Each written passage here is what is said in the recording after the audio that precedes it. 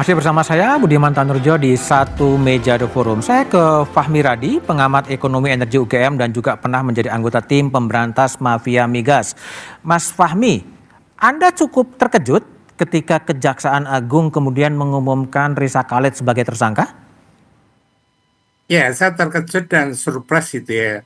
Karena selama ini Risa Khalid itu selalu lolos dari jeratan hukum itu ya. Meskipun indikasi keterlibatan dalam mafia migas atau mafia minta saham, tapi dia selalu lolos dan tiba-tiba dia datang acara-acara kenegaraan itu ya. Bahkan datang juga di acara pengantinnya Mas Wapres itu ya. Nah, itu menunjukkan begitu kuatnya bahkan pentersangkaan ini mematahkan mitos dari kesaktian Reza Khalid tadi gitu ya. Nah, tapi tidak cukup hanya mentersangkakan saja. Ini harus diproses lebih lanjut sampai dihukum dan kemudian tadi ada upaya untuk melibas mafia migas tadi. Nah, dalam hal ini saya sependapat dengan Pak Sudirman Said. Pak Sudirman Said itu yang menandatangani SK saya waktu jadi tim anti mafia migas itu, Pak. Masih ingat itu. Nah, itu harus ada upaya-upaya sistemik gitu ya untuk melibas mafia migas tadi.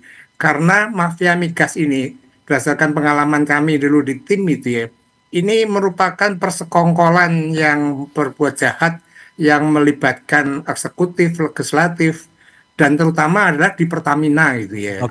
Nah, oleh karena itu ya, kalau nanti Reza Khalid ditangkap misalnya itu ya, maka Pertamina harus melakukan bersih-bersih.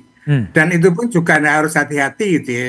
Karena dulu pada saat Pak Dwi Sucipto menjadi Direktur Pertamina, dia cukup kuat melakukan pembersihan di Pertamina, kemudian juga menindak semua kontraktor yang menyalahi aturan.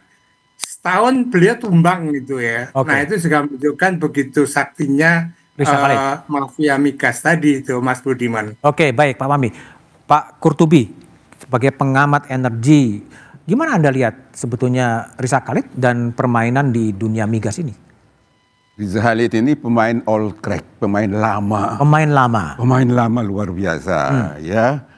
Masih Pertamina atau sistem perminyakan nasional kita masih menggunakan Undang-Undang Nomor 44 PRP tahun 1960 dan Undang Migas Nomor Undang Pertamina Nomor 8 tahun 71. Dia sudah hadir di situ, dikasih porsi, dikasih peluang untuk hadir, ya. Nah, begitu besar perannya Risa Khalid ini di dalam memperoleh kesempatan untuk melakukan kegiatan-kegiatan bisnis perminyakan, ya, yang ilegal lah katakan begitu, tapi tetap terlindungi, ya, sampai dengan saat sekarang ya ini kira-kira. Yang lindungi siapa? Nah, itu dia harus dilacak. Siapa ini orang-orang yang membesarkan Risa Khalid ini sejak awal, ya. Pasti ada orang yang memberikan peluang kesempatan kepada Risa Khalid ini untuk memerankan peran sebagai pihak yang sangat diuntungkan dengan sistem-sistem yang ada, sistem yang lama pun sistem yang baru sekarang dengan sistem holding, ya, tetap Risa Khalid ini menjadi pemain utama di dalam penyelewengan perminyakan nasional kita. Maka ini kita harapkan apa yang akan diharapkan, apa yang menjadi keputusan ini harus segera ditangkap. Ya, dimanapun berada, ini harus segera dihadirkan. Memang Singapura tadinya tempat markasnya, ya, kilang minyak dia ada di Singapura dulu itu. Pertamina oleh oknum-oknum mengolah minyak mentahnya di kilang dia di Singapura, coba. Oke, baik. Itu dulu ya. Jadi dia keberadaannya ada pihak yang memberikan kesempatan. Oke, baik. Bung Fikar. Ya. Ini kan setelah 9 tersangka kloter pertama itu ditetapkan sebagai tersangka, baru kemudian MRC kemudian ditetapkan sebagai tersangka. Tapi juga sampai sekarang belum ada langkah signifikan dari Kejaksaan Agung termasuk menerbitkan daftar pencarian orang atau apa? Ya, saya kira ini juga menjadi pertanyaan bagi saya ya. Kenapa kan gini, tindak pidana yang dilakukan sebenarnya kan kalau diurut kan korporasi sebenarnya yang melakukan itu kan. Anaknya itu siapa? Kerry itu juga kan bagian dari korporasi. Artinya ketika korporasi itu di situ ada Reza Khalid juga, mestinya kan sudah bisa ditetapkan sama-sama gitu. Artinya selain korporasi, tapi juga orang-orangnya yang bertanggung jawab di dalam korporasi itu. Itu satu. Ya. Yang kedua, kenapa juga sampai hari ini mestinya kalau dalam keadaan normal orang dipanggil 1 kali, 2 kali, dipanggil paksa, tidak datang, 3 kali dipanggil, dinyatakan mestinya buron atau DPO. Ya, artinya menjadi yang dipanggil tapi tidak ada, kemudian dinyatakan sebagai bagian dari daftar pencarian orang dan di DPO-kan gitu. Mestinya itu yang dilakukan oleh kejaksaan. Tapi saya juga heran sampai hari ini belum terbit itu. Ya, belum terbit dan waktu cukup lama gitu loh dari Kerry itu ditetapkan sebagai tersangka sampai dia kemudian ditetapkan sebagai tersangka kan hampir 1 atau 2 bulan. Mestinya kejaksaan sudah memprediksi itu gitu. Oke, baik Mas Dirman.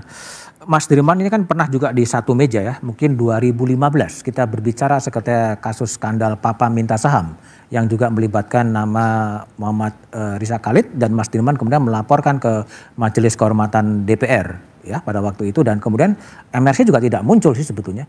Apakah ini juga mungkin tidak muncul lagi sih sebenarnya? Ya, sedikit bukan sedikit apresiasi pada Kompas TV karena 10 tahun lalu kita bicara mengenai ini dan dengan Mas Budiman juga. Jadi inilah peran media. Katanya obat mujarab dari segala kuman adalah dibawa ke matahari kan, supaya diterangi, dan media punya fungsi itu. Boleh tepuk tangan teman-teman ya.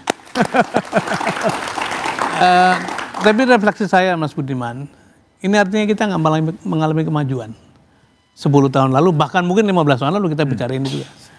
Jadi kembali ini bukan soal teknis hukum atau pengadaan atau korporasi, tapi soal kultur kekuasaan ini mau kemana gitu. Saya merasakan, saya menjadi saksi, saya menjadi bagian dari proses itu, baik ketika di Pertamina maupun ketika di SDM.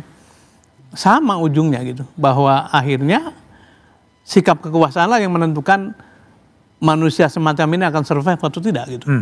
Dan ketika saya dipanggil pertama kali oleh Pak Presiden Jokowi tanggal 26 Oktober 2014, saya nyatakan begitu karena Pak Presiden mengatakan bagaimana cara memberantas mafia migas. Saya katakan, Pak, dulu waktu saya di Pertamina pernah melakukan langkah-langkah untuk membereskan ESC gitu. Dan tidak selesai karena berhenti di tempat ini. Di mana? Ya begitu dilakukan penertiban, naik ke atas, kemudian minta perlindungan dan sebagainya.